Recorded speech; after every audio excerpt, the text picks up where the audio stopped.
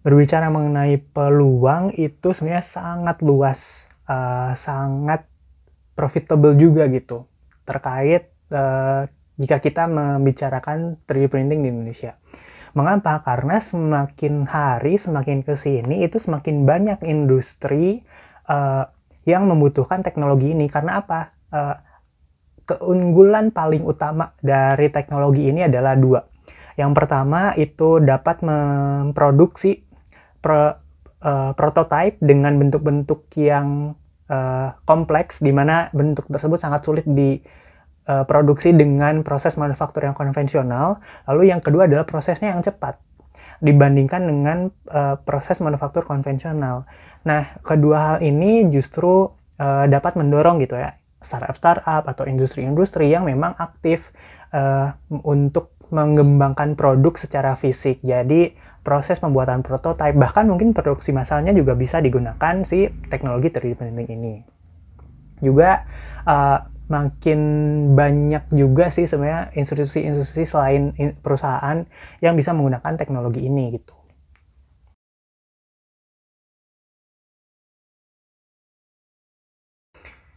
Berbicara mengenai teknologi gitu ya, harapan mengenai suatu teknologi itu pasti satu harapannya.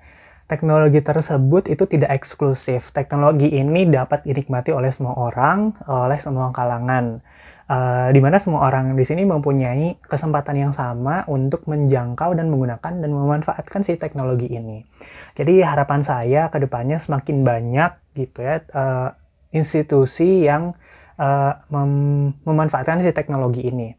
Selain perusahaan, startup gitu, saya ingin banyak institusi pengajaran yang memasukkan gitu teknologi 3D printing ini, baik itu dalam kurikulum, dalam metode pembelajaran, karena dalam proses 3D printing ini sebenarnya kita dituntut banyak hands on, dituntut untuk sabar dengan trial dan errornya, dituntut untuk berpikir secara kritis, analitis, bahkan kreatif dalam pembuatan desain dan lain sebagainya. Jadi harapannya yang paling utama adalah teknologi ini semakin merata gitu, semakin banyak banget masyarakat yang pakai.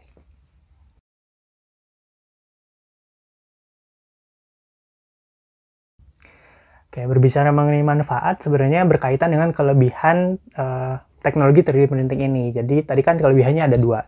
Yang pertama adalah produk yang dihasilkan itu dapat kompleks dan jauh lebih mudah diproduksi dengan teknologi ini daripada teknologi manufaktur konvensional. Lalu yang kedua adalah kecepatannya dalam memproduksi suatu produk. Ini balik lagi ya, manfaatnya itu sangat bisa dirasakan oleh industri yang aktif gitu, melaksanakan R&D, melaksanakan pengembangan produk secara fisik. Jadi semakin cepat aja. Nah, saya dapat cerita dari salah satu startup 3D printing di Bandung, di mana kliennya itu bisa sampai merevisi desainnya, merevisi prototipe produknya, desain produknya, itu sampai 3 kali dalam seminggu, di mana ini sangat cepat gitu dibandingkan metode manufaktur yang konvensional. Itu berdasarkan klien dari si startup 3D printing itu. Jadi sangat cepat dan efisien waktu gitu ya.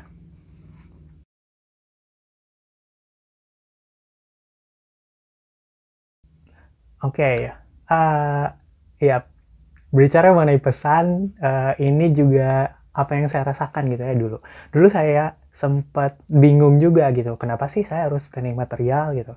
Walaupun pas SMA juga ada juga punya alasan tersendiri, tapi semakin naik gitu ya tingkatnya atau semakin besar semesternya, itu semangatnya jadi makin turun. Tapi alhamdulillah saya dapat motivasi baru gitu. Nah, kenapa harus masuk teknik material? Ya, karena sesimpel kamu hidup dari orok sampai liang lahat itu gak akan pernah berhenti gitu untuk berinteraksi dengan material. Kamu bangun tidur cek HP, itu kan ada material dari layar, kemudian baterai, dan lain sebagainya. Kamu ke kamar mandi sikat gigi, itu ada plastik, ada nilon, ada banyak gitu material-material gitu. Jadi jangan khawatir kalau misalnya masuk teknik material itu tidak akan bermanfaat. justru manfaatnya sangat besar sekali. Karena apa? Karena material itu sendiri dipakai oleh seluruh umat manusia di dunia ini. Jadi tetap semangat. Kalau misalnya ingin masuk dunia material, jangan khawatir karena kamu akan bermanfaat. Yang penting kamu rajin gitu ya.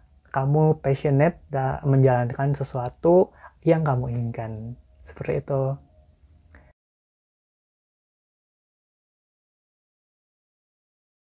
Oke, terima kasih. Sampai jumpa di teknik material.